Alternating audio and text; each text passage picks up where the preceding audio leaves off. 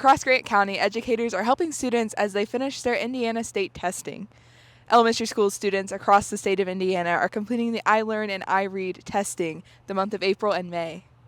The teachers here are great. They've been preparing for testing the whole year. So, I mean, they have prepped their kids really well. But I think there's just a lot of stress that they put on themselves because it's like, oh, what if I didn't do enough? Or how can I fit this in, 2 days before testing, because we want our students to do well. But they just have to take a breath and remember their kids are ready. They're prepped. They've been doing it all year.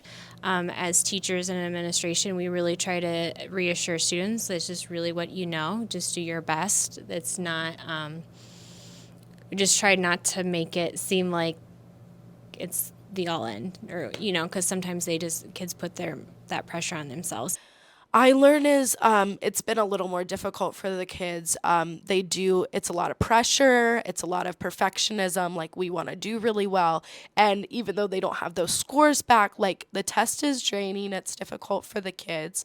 But our kids are very resilient, and they are doing as well as they can. And at the end of the day, it's something we have to do. So the goal is to hopefully see where they're at and see how we can help them in the future.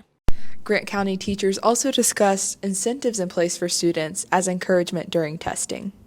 There's definitely incentives. It's different in each classroom that the teacher does with the students. So it used to be we would do a big shindig with testing, but what we noticed was it actually made things more heightened. Kids were more nervous. And so now we test for 4 days a week, and on Fridays we try to make sure that those celebrations are geared towards effort. So not just getting everything right or not just their score, but just the effort that they put forth. So if we get good effort all 4 days, which we always do, our kids are showing out big time, then on Friday we'll celebrate those efforts. We celebrate with Yahoo! And we also, that we're completed, that it's done.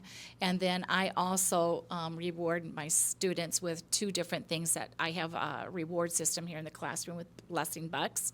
And I reward them with that, as well as a school-wide thing, we have Lion Loot. Well, I did individual, if you pass, then they got to choose their reward.